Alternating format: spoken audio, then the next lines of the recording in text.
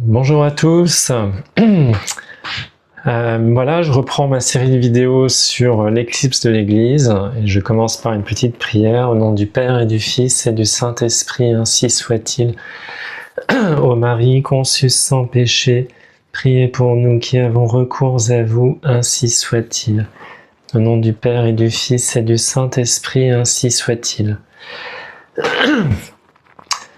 Voilà, bonjour à tous, je reprends donc ma série de vidéos avec cette vidéo numéro 4 que j'ai intitulée « La disparition du pape identifiée dans Apocalypse 12 ».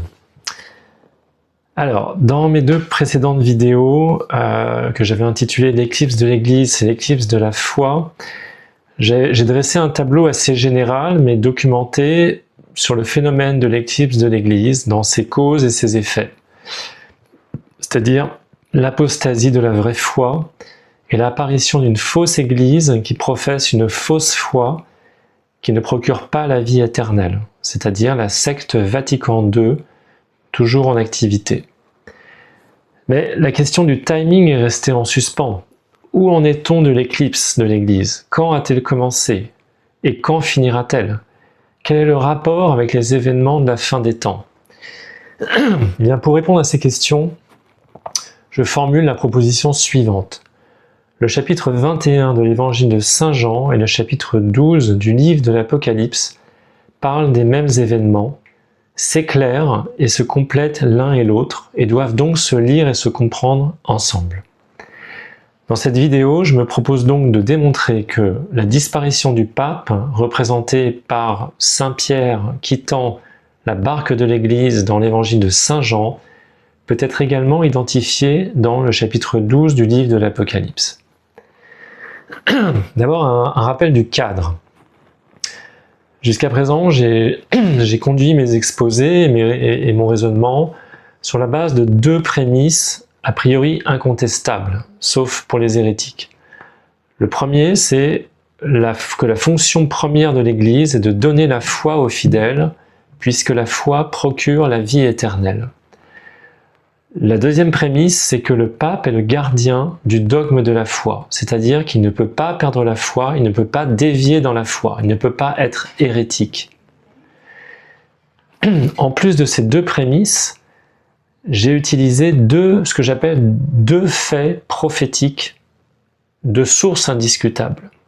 Le premier fait prophétique, c'est l'Église sera éclipsée, et la source, c'est Notre-Dame de la Salette.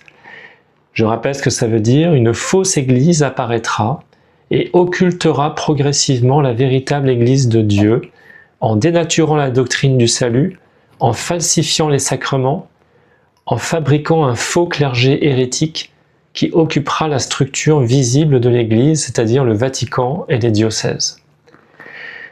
Dans le même processus, la vraie église de Dieu, elle, continue d'exister, mais très amoindrie, dispersée dans le monde, sans pouvoir de gouvernement et quasiment invisible. Le deuxième fait prophétique, c'est que les ennemis de l'Église s'empareront du trône de Pierre. La source, c'est le grand exorcisme de Léon XIII, ce qui veut dire que le vrai pape partira ou sera chassé de Rome, que des antipapes prendront sa place pour diriger une fausse Église. Notre-Dame de la Salette en parle également. Alors, en réalité, voilà, c'est ce que je voulais dire, que autant la Vierge Marie que Léon XIII parlent de ces deux faits prophétiques comme faisant partie d'un même événement et d'un même processus. On notera par ailleurs que, dans l'Écriture sainte, le chapitre 12 du livre de l'Apocalypse décrit parfaitement le phénomène de l'éclipse de l'Église, par le dragon qui se dresse devant la femme. Ça, je l'ai vraiment expliqué dès le début de mes vidéos. Mais par contre, il ne traite pas explicitement de la disparition du pape. Et inversement, le chapitre 21 de l'évangile de Saint Jean décrit parfaitement la disparition du pape, qui quitte la barque de l'Église et plonge dans le monde, mais pas explicitement le phénomène de l'éclipse de l'Église. Or, comme j'ai dit en introduction, je pense que ces deux passages du Nouveau Testament se complètent et doivent se lire ensemble. Et pour pouvoir faire cela, eh bien, je vais essayer en fait de montrer que on trouve des liens et des points communs. Maintenant, pourquoi je m'intéresse à cette question? Eh bien, c'est le deuxième point de mon exposé d'aujourd'hui, c'est parce qu'il y a une controverse dans la tradition.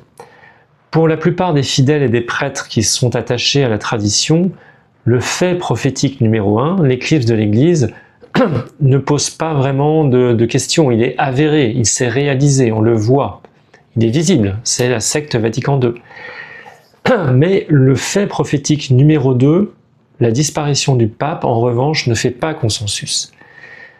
La fraternité Saint-Pie-X continue officiellement de reconnaître comme de vrais papes tous les occupants du trône de Pierre depuis le Concile Vatican II, tandis que dans les communautés sédévacantistes, certes on considère que le siège de Pierre est vide et occupé par des antipapes, mais il y a différentes théories et personne n'explique clairement et simplement à quel moment précis Rome a perdu le pape ou à quel moment précis le pasteur a été frappé, pour reprendre les mots de Léon XIII. C'est ce que je vais tenter de faire en fait, en établissant des liens entre ces deux passages de l'Écriture, ce qui permettra ensuite d'en tirer des conclusions et des interprétations efficaces. Bon, troisième point de ma vidéo d'aujourd'hui, je rentre dans le vif du sujet, la disparition du pape identifiée dans le chapitre 12 du livre de l'Apocalypse. On a vu que la foi est la cible prioritaire des ennemis de l'Église, des ennemis de Dieu, puisque la foi procure la vie éternelle. On a vu aussi que le pape est le gardien du dogme de la foi, si bien que pour supprimer la foi, pour lui substituer une fausse foi empoisonnée, il faut supprimer le pape. C'est une condition nécessaire et suffisante, aux yeux des ennemis de Dieu. Bon, par ailleurs, notre Seigneur a dit « Tu es pierre, et sur cette pierre, je bâtirai mon Église ». C'est-à-dire que le pape est le fondement de l'Église, le membre du corps mystique du Christ sur lequel repose tout le reste du corps. Notre Seigneur a dit aussi « Si quelqu'un veut être grand parmi vous, qu'il soit votre serviteur. Et si quelqu'un veut être le premier parmi vous, qu'il soit l'esclave de tous. » Chapitre 10 de l'Évangile de Saint Marc. Notre Seigneur a dit aussi « Le plus petit d'entre vous tous, c'est celui-là qui est grand. » Chapitre 9 de l'Évangile de Saint Luc. Or, par définition, le pape est le serviteur des serviteurs dans l'Église. Il doit donc occuper la position la plus humble. Or, quel est le membre du corps, de notre corps par analogie, sur lequel repose tout le reste de notre corps et dont nous ne prenons pas beaucoup soin en général, même que l'on méprise? Eh bien, c'est le pied. Et même plus précisément que le pied, c'est le talon du pied. Voilà donc ce que je propose de dire, que dans l'Église, dans le corps mystique du Christ, dans le corps de la femme d'Apocalypse 12, la place du pape, c'est le talon du pied. C'est assez logique en fait. Si on se réfère par ailleurs au livre de la Genèse, au passage qui annonce le combat eschatologique entre le serpent et la femme, au chapitre 3 de la Genèse qui traite du péché originel, au verset 15, après la faute, lorsque Dieu prononce ses jugements, il dit au serpent « Je mettrai une inimitié entre toi et la femme, entre ta postérité et sa postérité. Celle-ci te meurtrira la tête et tu la meurtriras au talon. »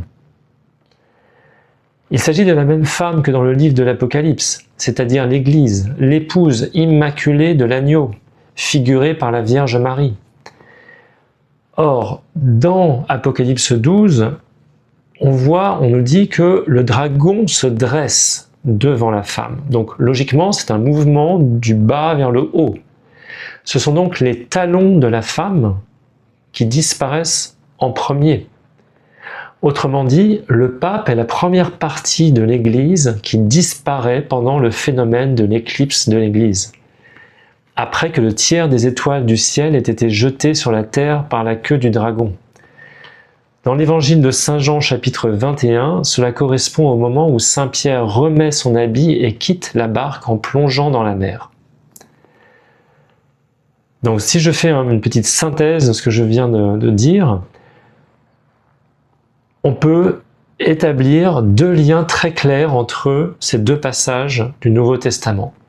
Le tiers des évêques qui ont apostasié avant le début de l'éclipse, c'est le tiers des étoiles balayées par la queue du dragon, c'est aussi le tiers des évêques qui accompagnent Saint Pierre et qui ont perdu leur nom. Deuxième lien, la disparition du pape.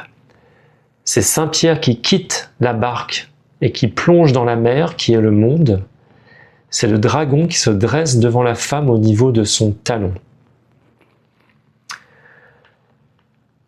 Alors, avant de conclure, je voudrais rajouter deux remarques importantes, je pense, qui sont en fait des marqueurs temporels. Première remarque, la venue de l'Antéchrist. Lorsque Notre-Dame a dit à la Salette « Rome perdra la foi et deviendra le siège de l'Antéchrist », beaucoup de personnes pensent, à tort, que les deux parties de la phrase, reliées par la conjonction de coordination « et », concernent deux moments différents, éloignés l'un de l'autre. Et je pense que c'est l'inverse qui est vrai.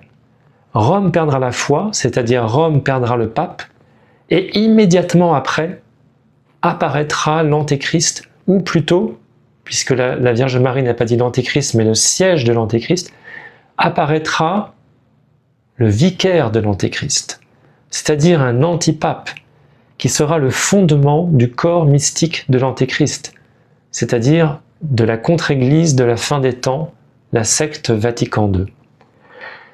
En effet, lorsque le dragon se dresse devant la femme dans Apocalypse 12, du bas vers le haut, il faut se représenter le moment précis où l'une de ces têtes du dragon occulte le talon de la femme, et pour ainsi dire, visuellement se substitue à lui.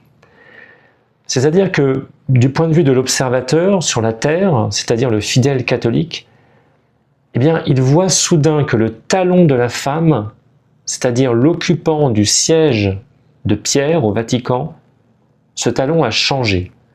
Au lieu d'un chef doux et humble comme le Christ, il voit un chef orgueilleux, pervers et rusé, et séducteur, qui de loin pourtant semble toujours constituer le talon de la femme, puisque le reste du corps de la femme, pour l'instant, n'a pas encore été occulté.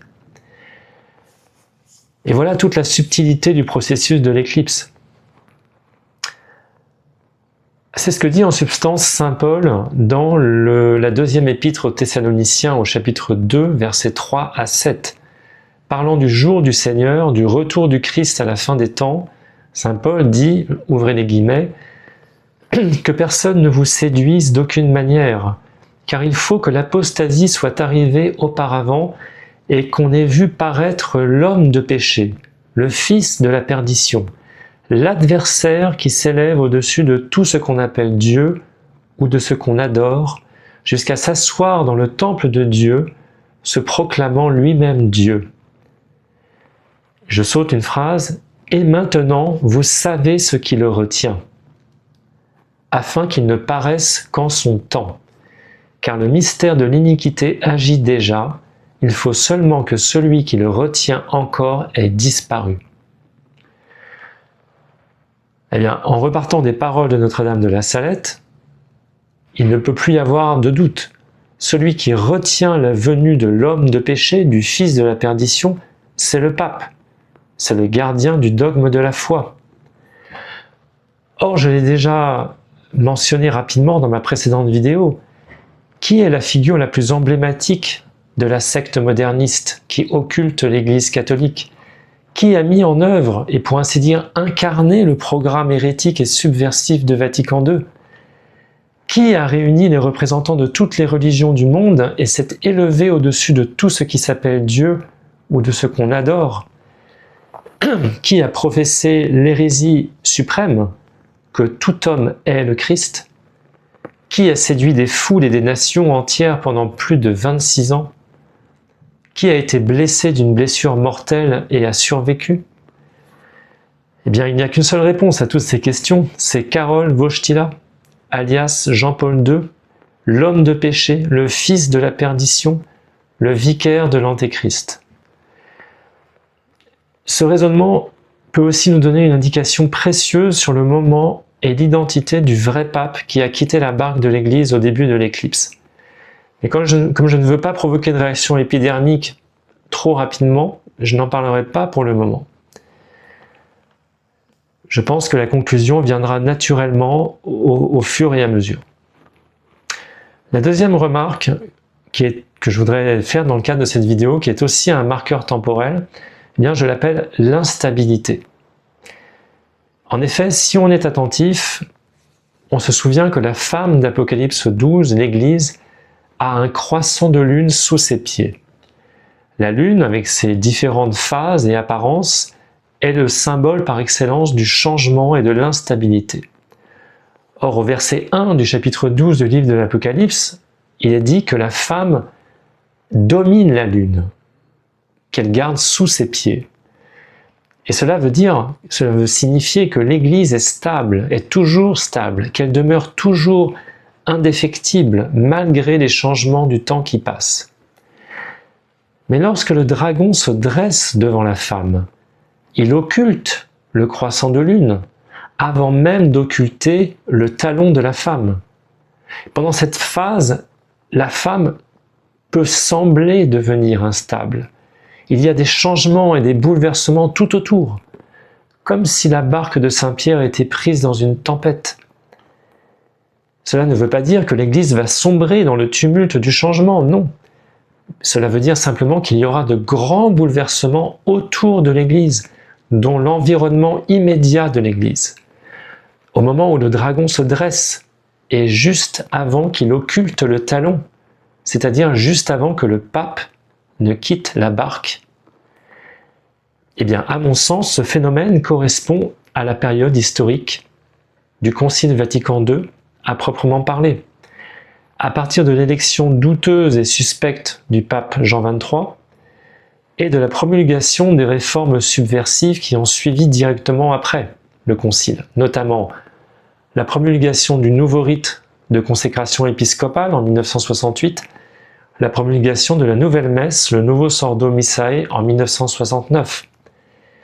Et pour compléter ce tableau des grands changements de cette époque, eh bien, j'ajouterai également en 1970 la création de la fraternité sacerdotale Saint-Pédis par Monseigneur Lefebvre, qui représente la structure formelle la plus connue, la plus emblématique pour la défense de la doctrine et des sacrements traditionnels. Les échanges houleux entre Paul VI et Monseigneur Lefebvre entre 1969 et 1976, qui ont donné à Monseigneur Lefebvre son surnom de l'évêque dans la tempête. Et puis, 2 ans plus tard, la mort officielle de Paul VI en 1978, l'élection et la mort presque immédiatement de Jean-Paul Ier, et puis finalement l'élection de Jean-Paul II en 1978, celui que j'ai déjà désigné comme le vicaire de l'Antéchrist. Et on notera que, après l'arrivée de Jean-Paul II, la période d'instabilité s'arrête. Les réformes engagées commencent à produire leurs effets, la secte prend sa place, prend ses marques, et c'est la fin de la tempête. Donc voilà, pour conclure, eh bien, dans cette vidéo, j'ai tenté de démontrer que la disparition du pape, rapportée dans le chapitre 21 de l'évangile de Saint Jean, peut aussi être identifiée dans le chapitre 12 du livre de l'Apocalypse. Dans une prochaine vidéo, je tenterai de faire le chemin inverse, c'est-à-dire de démontrer que l'éclipse de l'Église rapportée dans le chapitre 12 du livre de l'Apocalypse peut aussi être identifiée dans le chapitre 21 de l'évangile de Saint Jean. Et voilà, je pourrais aussi partager par anticipation, maintenant que vous voyez, je pense, dans quelle direction je veux aller, je voudrais peut-être faire un peu un teaser ou apporter un élément de réflexion pour vous faire languir un petit peu jusqu'à la prochaine vidéo. Eh bien, c'est une de mes conclusions importantes et je pense inédite, en tout cas je ne l'ai jamais entendue jusqu'à présent. Eh bien, puisque le chapitre 21 de l'évangile de Saint Jean et le chapitre 12 du livre de l'Apocalypse semblent parler de la même chose, eh bien, il faut croire dans ce cas-là que les 153 gros poissons de la pêche miraculeuse de Saint-Pierre et l'enfant mystique qui est mis au monde par la femme au moment de l'éclipse, eh bien, ces deux choses sont une seule et même réalité. Voilà, je vous laisserai méditer sur ce point. Merci de m'avoir suivi. N'hésitez pas à partager, à liker cette vidéo, ça améliore son référencement. Portez-vous bien, que Dieu vous bénisse et à bientôt. Au revoir. Au nom du Père et du Fils et du Saint-Esprit, ainsi soit-il.